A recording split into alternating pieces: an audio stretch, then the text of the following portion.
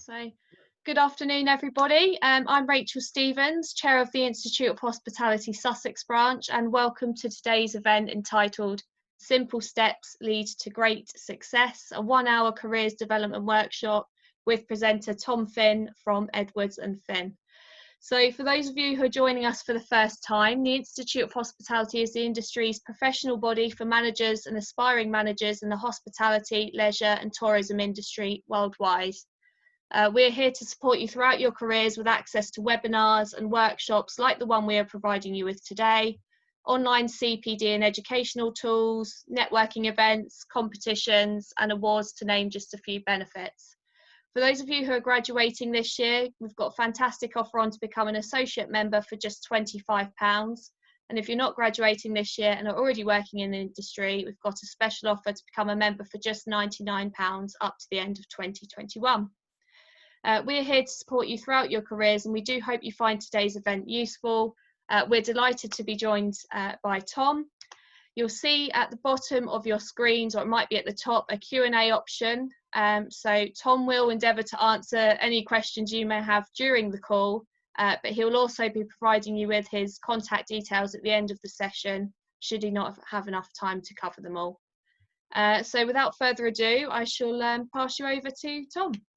Thank you. Thank you very much, Rachel. And I want to start off by saying thank you so much to the Institute of Hospitality, the Sussex branch, for inviting me to actually conduct this talk today.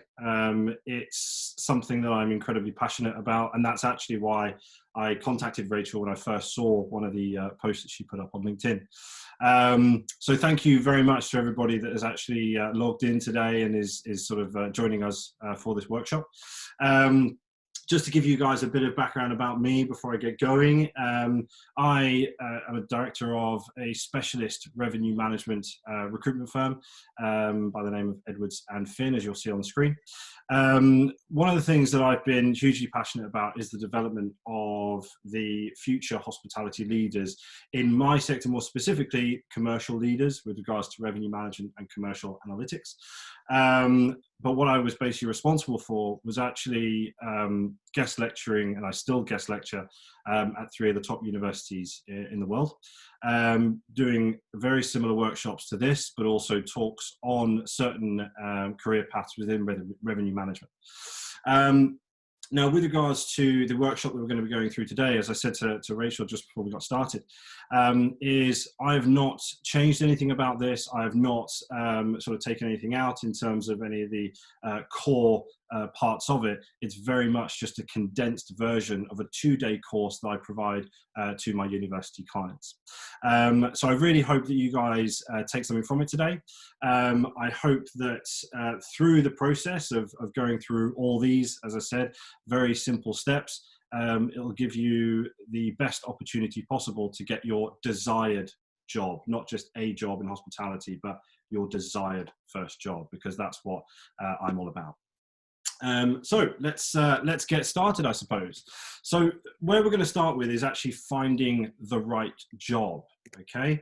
Now, what that all starts with is you being clear about what you're looking for. Okay. At the end of the day, this is your job search. There's a few buzzwords and a few sort of buzz phrases that I will be repeating throughout this. One of them is your job search. Okay, you have to be in the driver's seat of your job search. Another one is the yes, no, and maybe pile, which we'll be coming on to. So be clear about what you're looking for. What that basically means is understand the avenues that you want to go down. Is it sales? Is it reservations? Is it revenue? Is it general management? Whatever the role that you're looking to get to, understand how you need to get to that point. It's all well and good knowing where you want to go, but it's about planning how you're going to get to there. Okay, how are you going to get there with all these little steps in between? Okay, one of the great first places to start is, of course, job boards. Okay, so creating job alerts. A lot of these job boards will have something that in the industry we call watchdogs. So every morning, if you put in the right details or the right wording, all these jobs will come through to your inbox at about sort of 7 o'clock in the morning, something like that. And it will give you a rundown of all the jobs that might be relevant to your wording. Now, of course, these websites run on algorithms, so they're not always going to be 100% accurate. But if you put enough wording in there, if you put enough content in your searches, then they should be pretty good. And you should see roles that are on there, pretty quickly, okay? The next big thing, of course, like myself, beware of recruitment consultancies just throwing jobs onto these job boards, okay? If they are worth their salt and they know what they're doing, like my business does, they won't be just throwing jobs up just for the hope that they'll get candidates that they might place at a later date. What you want to do is make sure that you call them. Don't just send your CV to any Tom, Dick, and Harry out there. You want to be, as I said before, in control of your job search, be in the driver's seat at all times, okay? Now, apply quickly for what you want. This is a very important one for me anyway, because I actually wrote a pretty detailed article about candidates applying for jobs. We live in a world where it's all very much computer-based. Everything is virtual now. So to apply for a job, it's quite simply a case of click to apply. You'll see that on nearly every single job board out there, and jobs that are posted on LinkedIn and so on. It's click to apply. Don't ever stop with that click to apply. Okay, if you go back onto my LinkedIn, you will see the article where it talks about clicking to apply for jobs. The reason I stress this so much is because with all the universities that I've ever worked with, I have absolutely drilled into my students that just clicking and applying is what everybody else is going to do. And this is about you setting yourself apart and you being the person in the driver's seat, you being the one in control of your job search.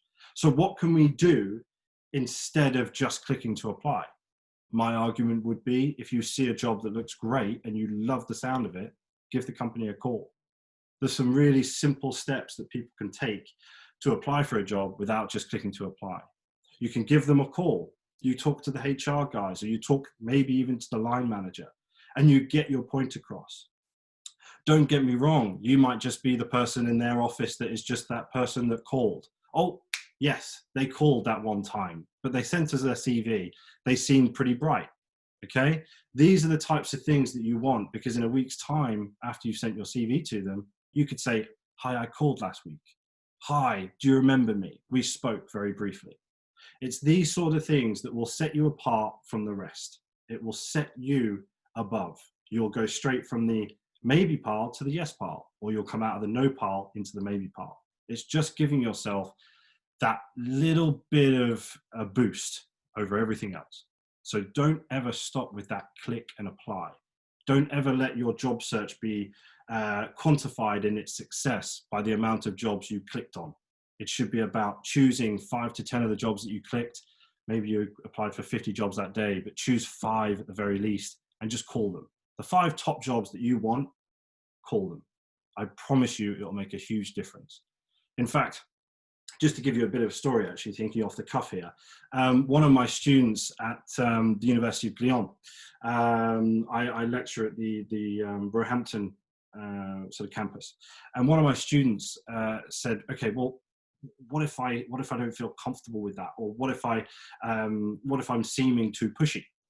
And I quite simply said, well, give it a go and see how you do. I then find out a little while later from a colleague of mine who also works at the university that gentleman actually ended up calling, and he ended up getting a telephone interview later on that week. It's simple things like that that could change the course of your job search just by you pushing that little bit harder. Networking. So networking is a natural thing for anybody to do, but the sort of immediate thought process is, well, networking is going to a large conference or a large event and giving out business cards or talking to people face to face, okay? That's not necessarily the be all and end all. As we all know these days, as I said before, everything is digital. Your professional life is almost spent on LinkedIn. I know mine is right now during obviously this pandemic and obviously the difficult times that we've had. Networking is everything right now. Keeping current and keeping in front of people's eyes is everything right now. So networking is a massive opportunity for anybody, because a lot of people are on LinkedIn, which means if they get a message from somebody in their inbox, they are far more likely to see it right now. So all you need to be doing, if you know the path, as we said at the very start, if you know the path that you're looking to go down, start searching for people that started that job a year ago.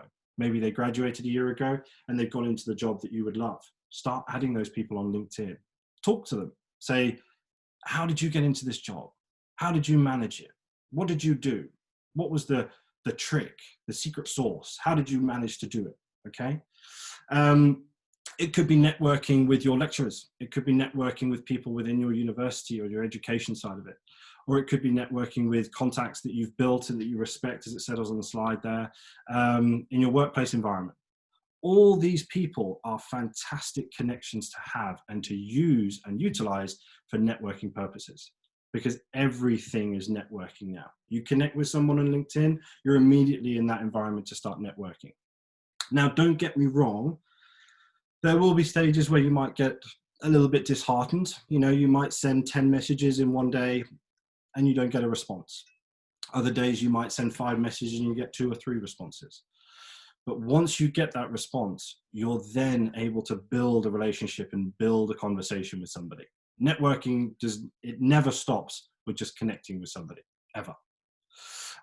What I would also suggest as well is when you are on LinkedIn and you are connecting with people, don't just press connect. Put a little message in there and say, you know, this is why I'm connecting with you. These are the honest reasons as to why I want to connect and why I want to network and what I want to achieve. Now, staying informed with your industry news. This is a big one because, again, if you're passionate about where you want to go and what you want to achieve, it should be second nature to keep updated with where your industry is at. What's happening within it? Maybe there's a list of companies that you want to join and you should follow them on LinkedIn or keep track of what's going on with them as a business.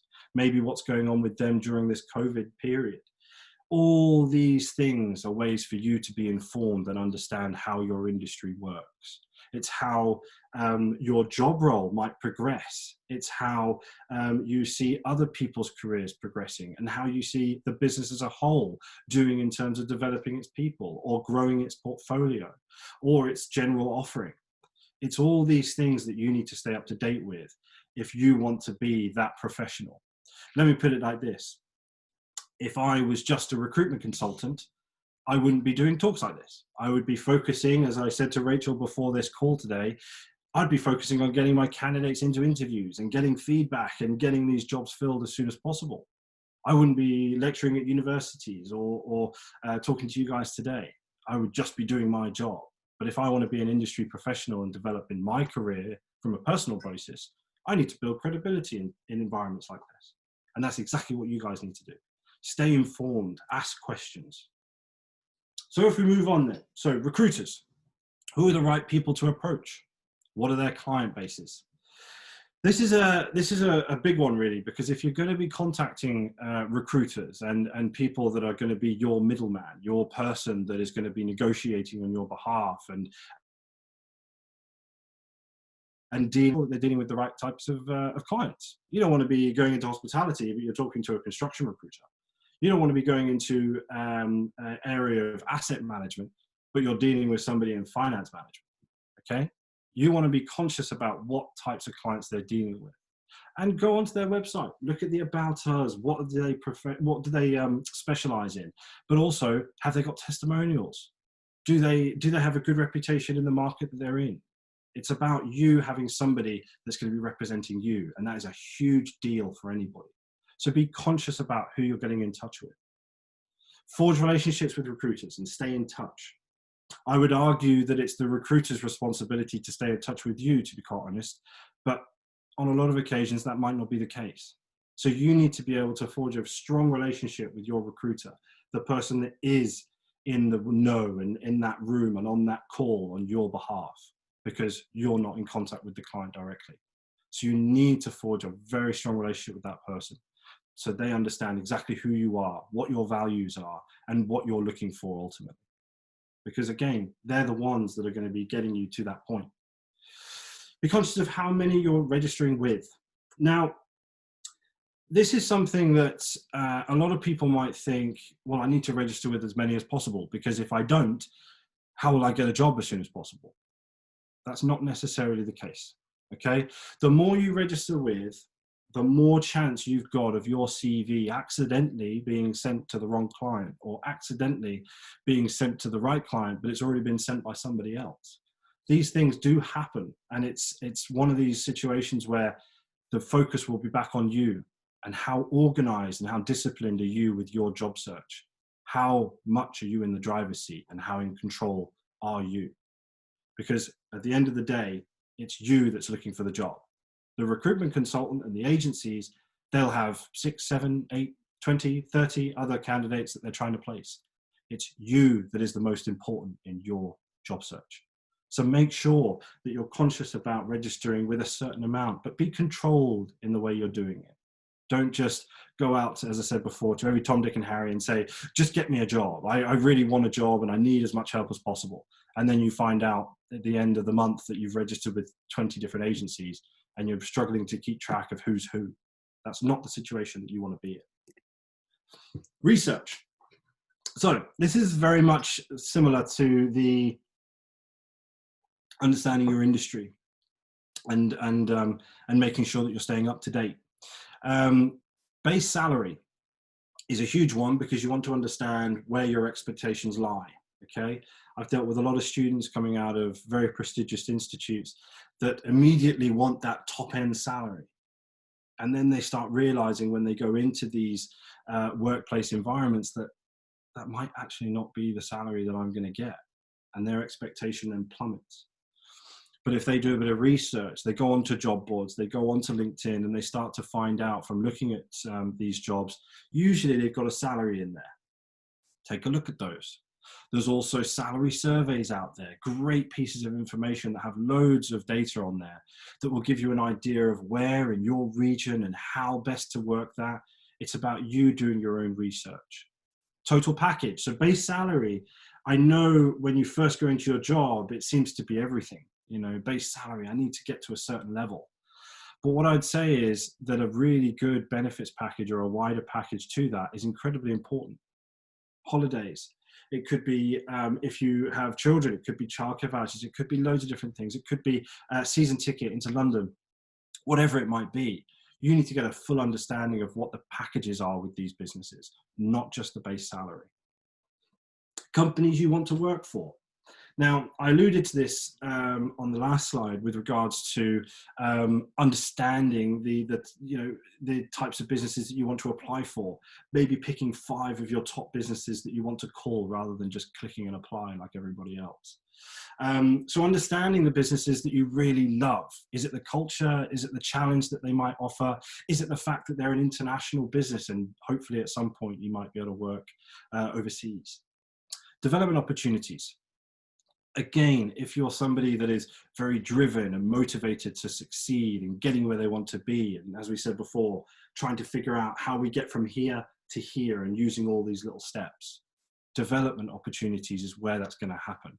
If you're left in the same role for 4 or 5 years and you're just scratching around trying to figure out what to do next, but if you've got a solid development plan, a solid professional timeline of when you're going to achieve certain things, if you perform at a certain level, that's where the motivation comes in, and that's where you'll continue to drive and continue to push yourself forward.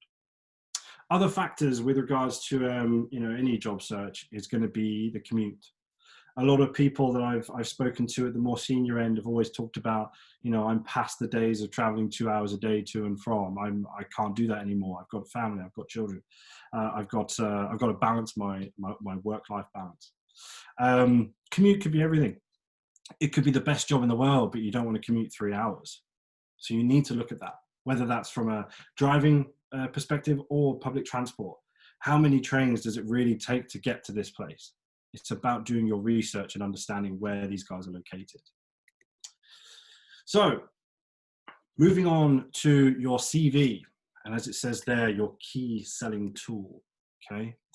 Now, a lot of people, and I've actually just had a revenue management professional send me an email yesterday, and this person is very experienced, but they sent me almost a 2-page cover letter. And I immediately went back to say, look, thank you for the incredibly detailed email, because it was in the body of this email. And I sort of said to them, there's some great information in here, but I don't think that any employer at the moment, especially with the amount of CVs they're getting, are going to be able to get round to reading such a detailed cover letter. They'll just go straight to your CV and they'll look at your personal profile, or they'll look at your personal statement at the top, and then they'll just go to your first job. If those two boxes are ticked, then you're going to be going into the maybe or yes part. If they're not ticked and there's questions there, which we're going to come on to, then that's the main thing they're going to be focusing on.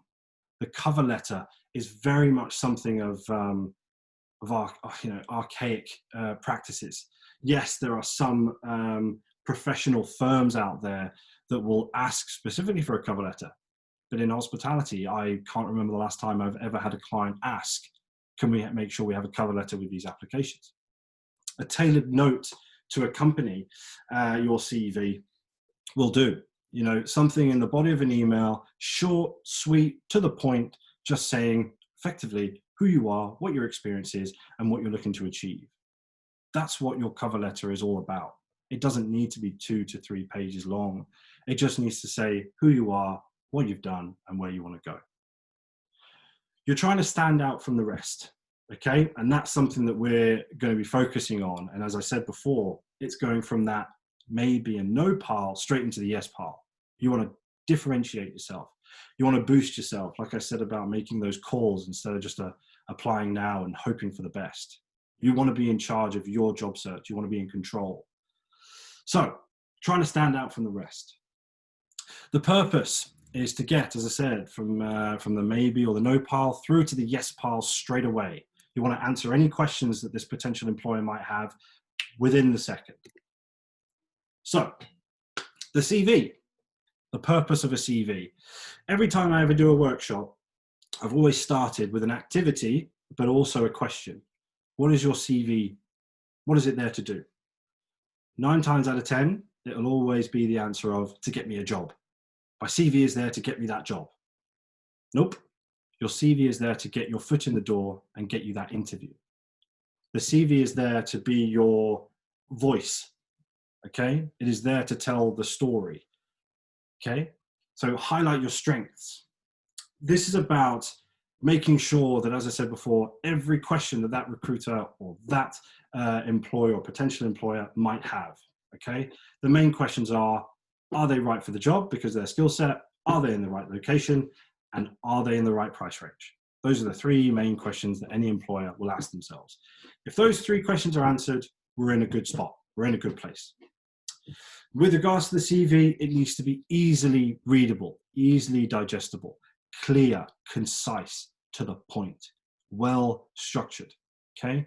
If there's information here, there, down here, but you've got dates on, this side, but you've got jobs down here. Okay. Things can get very confused very easily. And what you want to do is make it very clear, very concise, and to the point. Give them a reason to want to talk to you.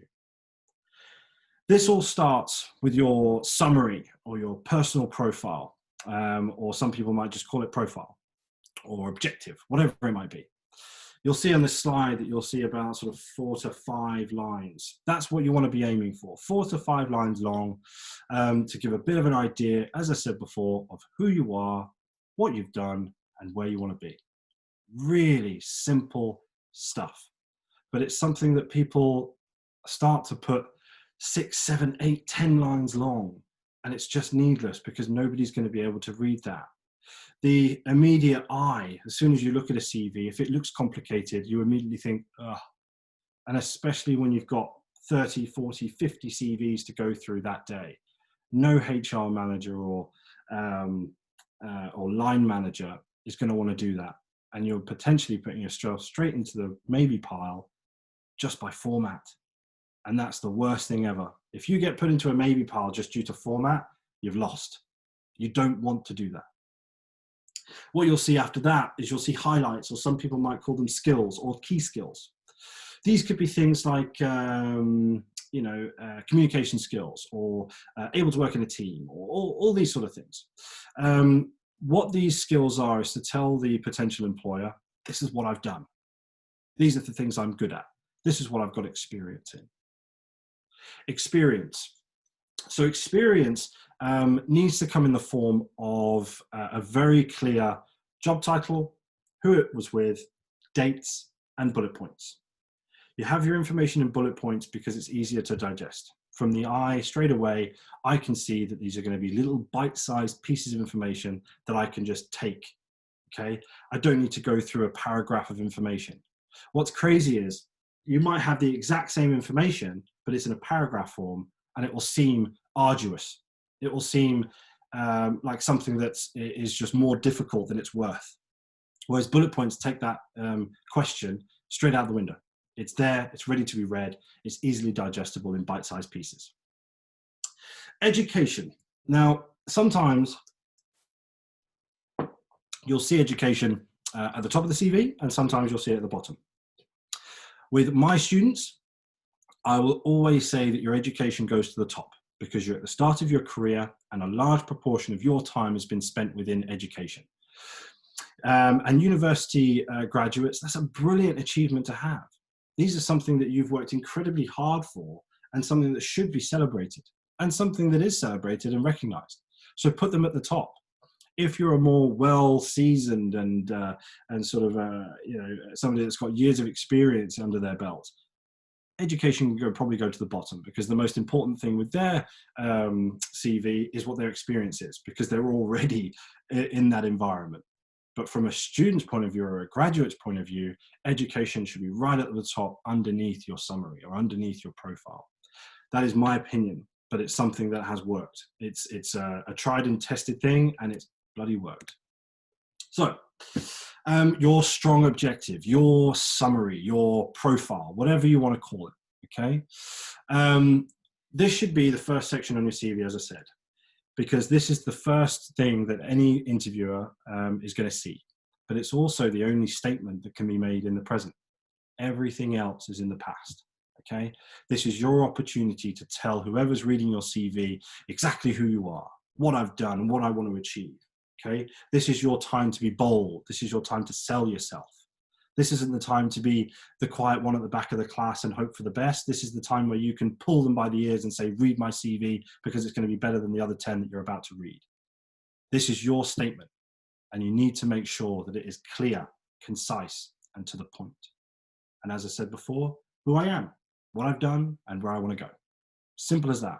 If you take anything from today and you're writing a profile on your CV, simply take this down as a note. Who I am, what I've done, and where I want to go. Employers want to know which way you're heading, okay? How ambitious you are, how motivated you are, what you're looking to achieve. Some employers, granted, might just want somebody that will put their head down and get on with their job and leave at the right time, come at the right time, and whatever. But a lot of employers want something about them. They want somebody that wants to achieve something, wants to excel and succeed and so on. They're never going to know that if it's not on your CV, because that's the thing that's going to get your foot in the door. So it will also help you in that interview environment, which we will come on to, but it's that age-old question. Where do you want to be in 5 to 10 years? Or where do you see yourself?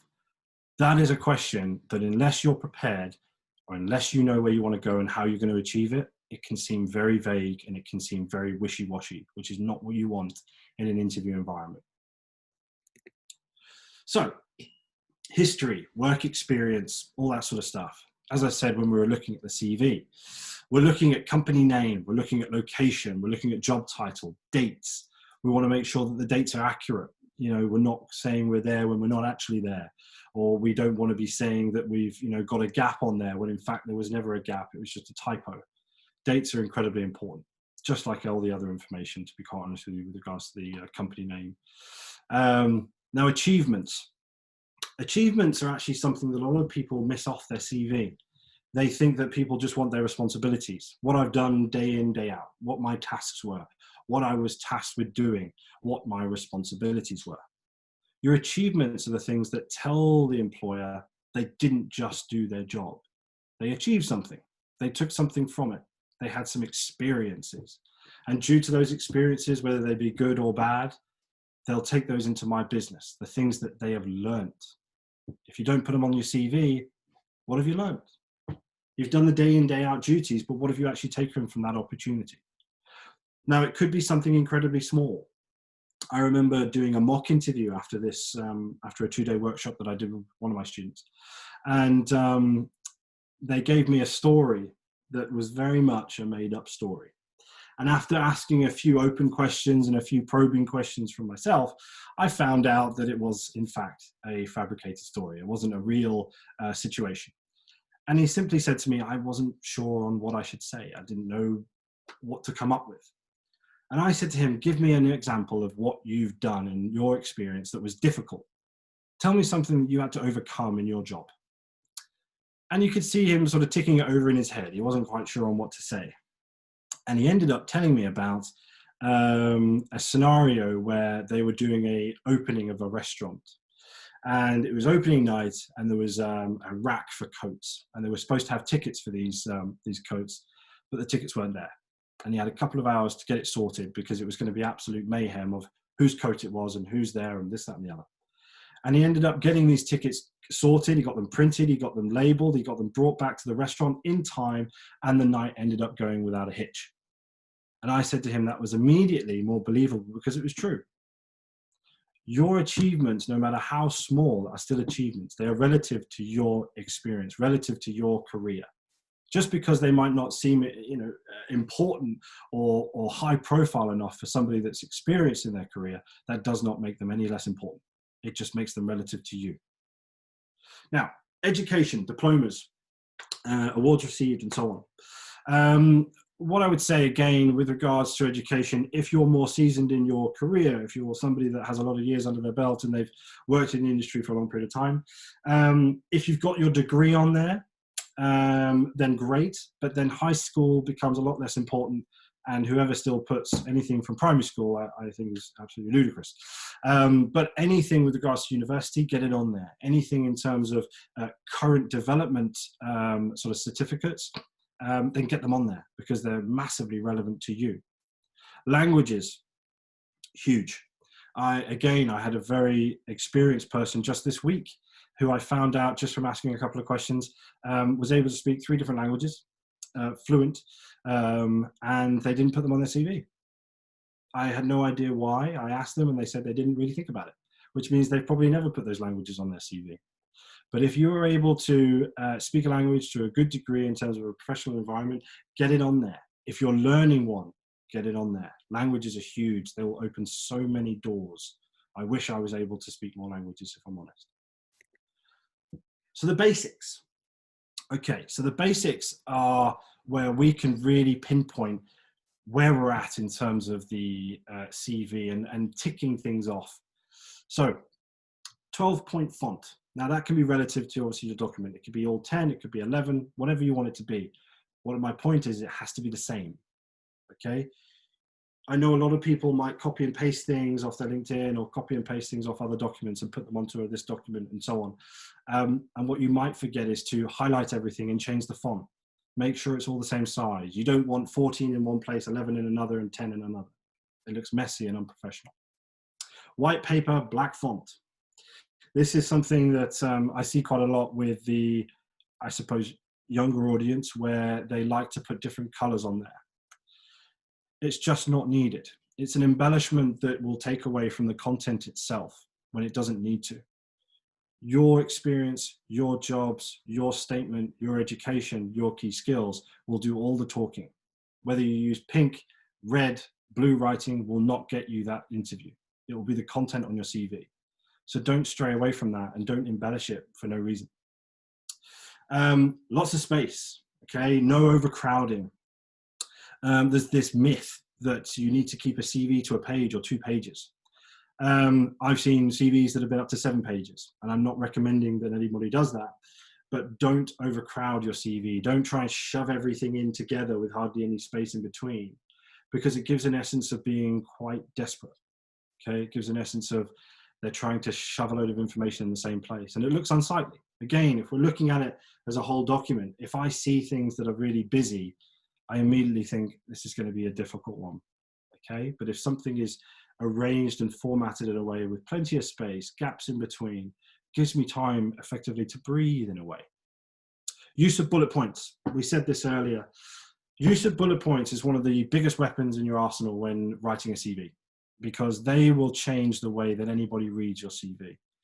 If, as I said before, your information is in huge paragraphs and I'm going to have to read them like almost chapters in a book, it's going to be arduous, okay? And I am more likely to put you in the maybe pile and say to myself, I'll come back to that one, okay? I'll give that one, I will read it, but I'll read it at some point. If that happens, if your CV gets put into the maybe pile and they say to themselves, I'll read it later, or I'll read it after I've read the rest, who in their right mind, after having 12 in the yes pile, is really going to go back to the maybe pile? Of course they're not. They're going to look at the yes pile and think, right, I'll interview them, and if I don't get the people I want from that, then I'll go back to the maybe pile and I'll get rid of the no's. You don't want to go in there just because of formatting. Don't do it. Don't put yourself in that position. So use of bullet points is huge. Putting information into easy, digestible bites, if you like, is going to be so beneficial for any job search that you have. No spelling or grammar mistakes. Now, anybody that has employed me over the years, or anybody that used to be my teachers in school, I was terrible for it. My attention to detail used to be absolutely awful. But with regards to focusing on those skills and trying to make sure that I'm getting better over the years, I've managed to minimize them somewhat. But with regards to your CV, there is no excuse for it whatsoever. Spelling and grammar mistakes are not to be on a CV, because as I said, if you get put into a maybe pile because of that, or the biggest one is if in your skill set you put in great attention to detail and then you've got spelling mistakes in your CV, it's a no-go. You've already tripped yourself up without even realizing it. So no spelling mistakes, no grammar mistakes. Sorry if you can hear that in the background. I've got a gardener, it seems, outside. CVs, sins to avoid. Now, it's a difficult one sometimes to bring up these because it almost seems obvious. But I don't want to ever hop, skip and jump past this bit because I do think it's hugely important. Lying on a CV. Lying on a CV is a huge no. I've heard of candidates being put forward for jobs that said they could talk German. When somebody in the interview talked German to them, they weren't able to respond. But they said, oh, I know a few phrases in German. But on their CV, it says they can speak German. It's simple things like that. The more complex ones might come out to dates. When you started and finished a job. If there's a 6-month gap that you didn't put in there, what happened? Why did you say that you were there when in fact you weren't? Now that might more come down to when references come back and people ask where you were and if you worked in a certain time and blah, blah, blah. But lying on a CV is never worth it and it will come out. So don't risk it. Waffle. Now, what I mean by waffle is I would say, it's the situation where you're going on and you're giving people information that wasn't needed. Okay, you're going on and on and on about things that don't really amount to anything. There's no substance to it. Quite a funny one is bad photos. Okay, now in wider Europe, photos are still used on CVs. They are something that is acceptable, I suppose, in a lot of regions. In the UK, it's not something that we use. And in fact, in some cases, we are people at the end of the day, we are human beings. And the last thing you want is to be judged on a photo that you've put onto a CV when it's not relevant. It's not relevant on what you look like. You need to be getting that job on your own merit, on your own content, as I said before. Whether you have a good photo or a bad photo, it's needless. Don't put them on there. But especially if they're bad ones, because you don't want to put that situation at the top of your CV. Weird email addresses. Trust me, in recruitment, you see a lot of them.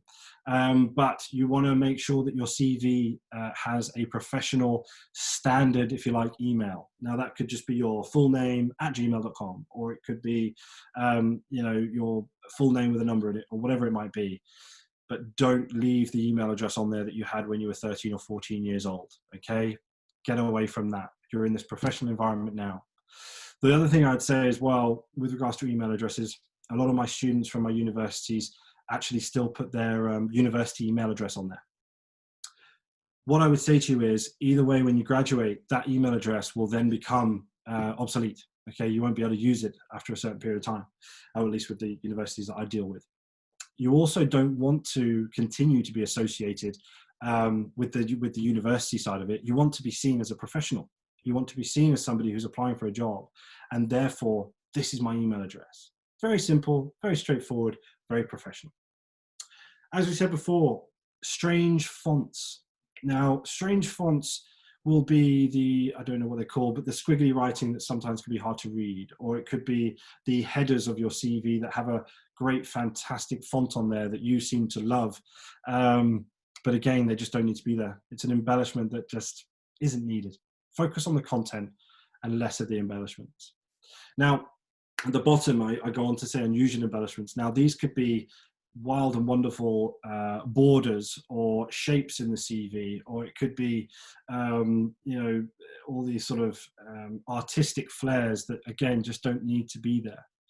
If you're going into an industry like architecture or an artistic environment, then of course, you know, it's relative to that industry.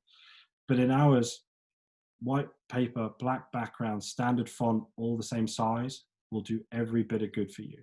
The embellishments just don't need to be there. Moving on to LinkedIn. Okay, now LinkedIn is probably going to be one of the, if not the most effective tools in your job search. Now, the reason for this, we'll start at the top obviously, but the reason for this is because this is your current professional profile that everyone is going to see. Everybody in this professional world is using LinkedIn. If they're up to date, they are using it, and they are using it to a good degree. Okay, if you're, you know, in your sort of 20s, then they'll be using it like you use Instagram and Facebook. Okay, they are going to be clued up on what they need to do. So potential employers will use LinkedIn. Of course they will. They will be using LinkedIn to not only look for potential candidates, but also, as you will be, staying up to date with their industry. They'll be looking at what people are writing in terms of articles and what they're posting and so on and so forth. Keep yours up to date, okay? You don't want to be seen to be in the same job that you were 4 years ago when in fact you left there, you know, after a year and then you went into university, but you didn't update your CV, okay? You want to be making sure that your profile is up to date, making sure that you're responding quickly, that you download it to your phone so you've got it there instantly at all times. So when you get a notification that somebody has messaged you about a brilliant new job, you can reply immediately. Because if you're not applying straight away, or replying straight away, sorry, you could be seen as not being active or not being as enthusiastic about your job search, when in fact you're the one who's put on your LinkedIn profile that I'm looking for new opportunities. And when somebody with a great opportunity comes along and says, I've got one, what do you think? And then they don't get a response in a week, but they do from 12 other people, you're the one missing out. Have a full profile. Now, what I mean by having a full profile is, you know, your photo. This is where you can have one, whereas your CV, I prefer not to have one. But on the photo, make sure, again, it's not something foolish. It's not something silly. It's something that is going to be seen as a professional style photo, if you like. With regards to your personal profile, or with regards to your bio, or whatever you want to call it, have a solid bio in there. Have a solid bit of information about who you are, what you've done, and where you want to go, or what you want to achieve. That's what your CV is. It's almost like an online CV, if you like. Treat it like that. With regards to your jobs, make sure that they're up to date. If you can link the company in there with their logo, then do it. It looks a lot more professional. So you've got your job title, you've got who you worked for, and you've got accurate dates. And then again, you could put in the information that effectively you put into your CV onto your LinkedIn profile. Use them as bullet points. Endorsements, people that are recommending you. I know that I'm skipping a couple, but I want to obviously talk about the full profile. If you can get endorsements from people in your industry, then great. If you can get recommendations, then great. If you can post little testimonials of people that have maybe worked with you if you're in a certain environment, then great. But most of all, be active. Now, what I mean by be active is stay up to date with what's going on. Follow certain groups, certain discussion forums that are going on. Be active in terms of posting. You might I'll tell you what, you might attend a workshop like this and you might say to yourself, that could be a really interesting thing to post. Or you might tune into another Institute of Hospitality webinar and you might think, there were some really great points put in there. I'm going to write something about it.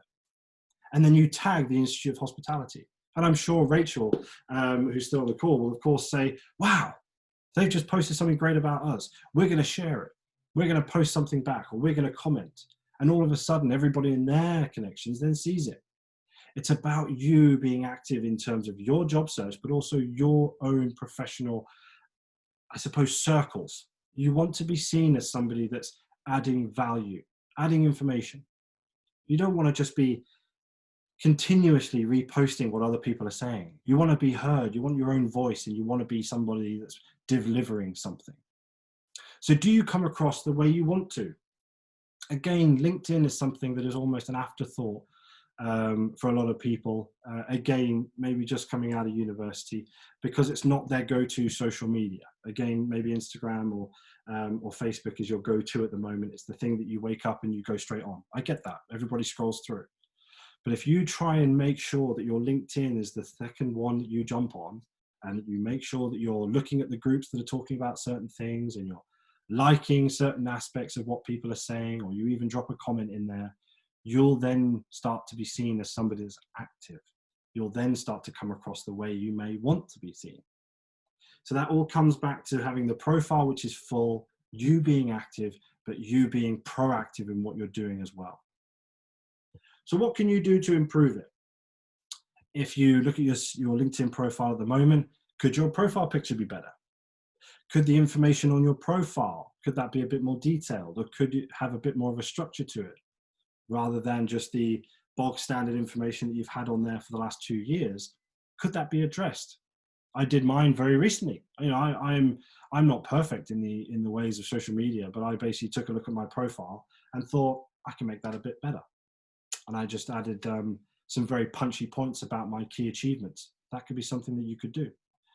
It's all about developing. It's all about how you can continue to improve it. So if that is just going on one day and thinking, I'm going to add 50 people to my connections, and I'm going to send 10 of them messages because they're in jobs that I would love to be in.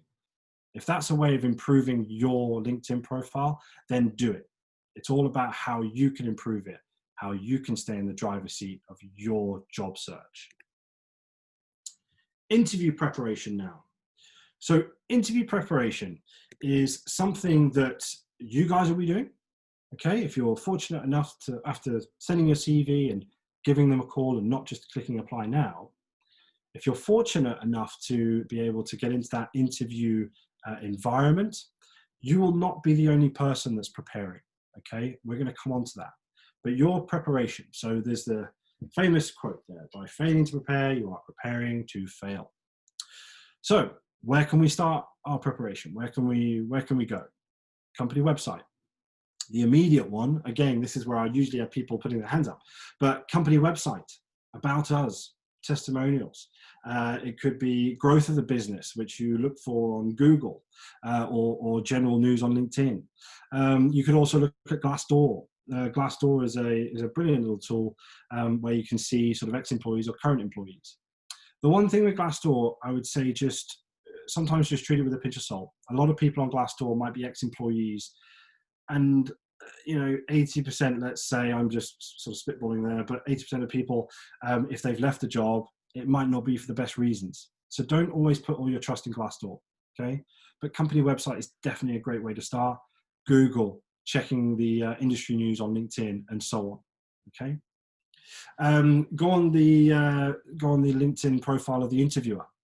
Now, this is something that I do as a necessity. In every single interview confirmation that I send to people, I send the interviewer's profile link so they can click on that profile for 2 reasons.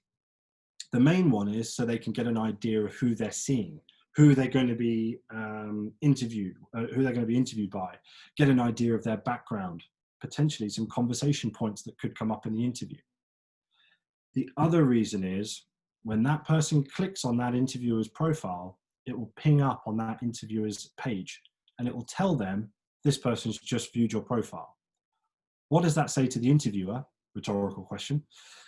It says to them that this person is taking the time out of their day to actually research me before their interview tomorrow. That tells me, more than anything, that they care. It tells me that they're motivated enough to actually understand who I am, what I've done, what I've achieved.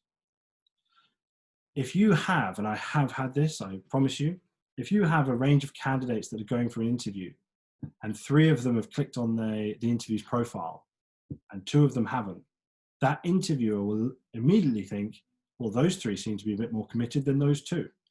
That might not be the case, but that's the way it seems before you've even got into the room. Your preparation starts with your company profile, yes, and the Glassdoor and the Google and things like that, but it starts with understanding who your audience will be, who you're going to be seeing. Job description.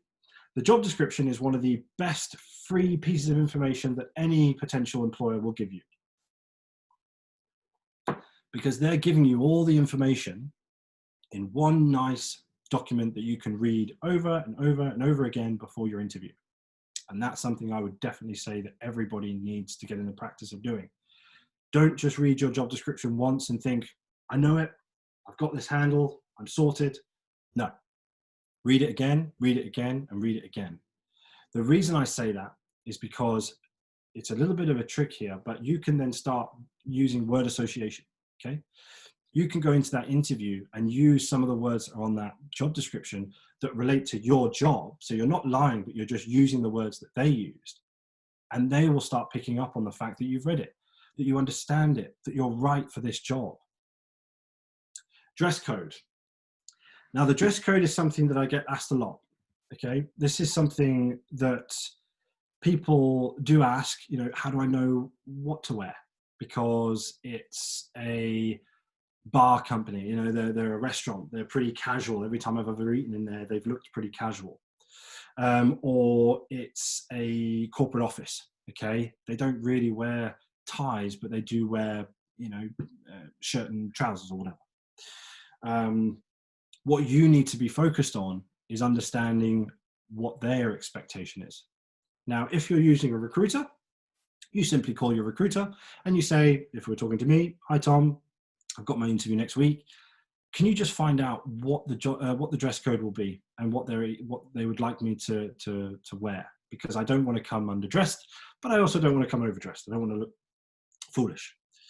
If you're not using a recruiter, this is where you need to step up and say to yourself, again, I'm in the driver's seat of my career. I'm in the driver's seat of my job search. If I want to know how to dress for this interview, I simply call them. I simply say to them, hi, I've got an interview next week. I want to be as prepared as possible, but I've had something knocking in the back of my mind. I wasn't sure what to wear. And they might even smile or laugh or have a bit of a giggle about it, but you're literally coming across as human as ever and just being honest and saying, I just want this job and I don't want to mess it up just by not wearing the right outfit. If you not quite simply have that conversation, you get the answer. Simple as that. Get there on time no matter what. Massive. Absolutely huge. Okay? For a number of reasons. For the obvious one, it is because you don't want to seem like you are not good at time management, especially if you put it on your CV. If you put on your CV that you're great at time management and you arrive at the interview at 10 minutes late, you look foolish. That's a better phrase than what a lot of people would say, but you would look foolish. You would look like somebody that doesn't understand how important this is. And you would also seem like somebody that doesn't find it very important at all. The other reason that you want to get there on time, and I'm going to be honest with you here as well, I'm pretty hard on my students. So the workshop that I do is over 2 days. And on the 3rd day, I actually provide interview prep. So I actually do an interview. So I give them a bespoke job description and they've got to plan their route because I pick a nice hotel in London. They've got to get there 15 minutes early. And I make sure that in the lecture, they understand that if they can't turn up on time, I deem them as late. And I know that might sound harsh, but if I don't do that and they turn up bang on time at an interview and they're expected to arrive a little bit early because everybody does, they might seem not as prepared as they possibly should be. So what do you do with this spare 10, 15 minutes that you've arrived early? Okay. You control your breathing. you calm down. Anybody in an interview environment is going to be nervous, okay? It's natural. These nerves are part excitement and part terrified, because you want this job so badly, but you don't want to mess it up, okay? I'm going to be honest. Just yesterday, I was speaking to my partner about this today, and I was thinking, oh, I hope I don't mess anything up, or I hope I don't trip over myself. You know, I've got all these people that are going to want to hear some interesting information from me, and what happens if I can't do that? What happens if I mess up? And it's natural, especially in an interview environment. So if you arrive 10 minutes early, 15 minutes early, you have an option to calm your breathing. Understand that this is a brilliant opportunity for you to say to yourself, I've got this far. I've done something that a number of other people haven't been able to. And I'm about to go into an interview that could potentially be a brilliant step forward in terms of my career. So take that as a massive positive, pat yourself on the back, take another look at that job description before you go in, go to the toilet if you need to, and then you're ready. You can shake their hand and you can go in confident. If you arrive bang on time and they're waiting for you at the door, that's not good. If you arrive bang on time and they say, okay, let's go in, and you're thinking, I've just run from the train station and I've just had to get this, and I'm sweating from my head and I need to sort myself out, or I needed to put my tie on because I didn't want to wear it on the train, or whatever it might be, all these then become an issue when they don't need to be, if you just arrive 10 to 15 minutes early. So, as I said to you before, you will not be the only people that will be doing the prep. The company will also be doing the prep. So, what will they be doing? They'll be snooping through your profile on LinkedIn. They'll be going through your social medias. Use your privacy settings on social media while you're doing a job search. I'm not saying that a lot of you will have things that are not, particularly right on your social medias, but remove anything foolish, photos, videos, or statements that you've made, and don't ever vent about your current, past, or any other employers that you've had any contact with.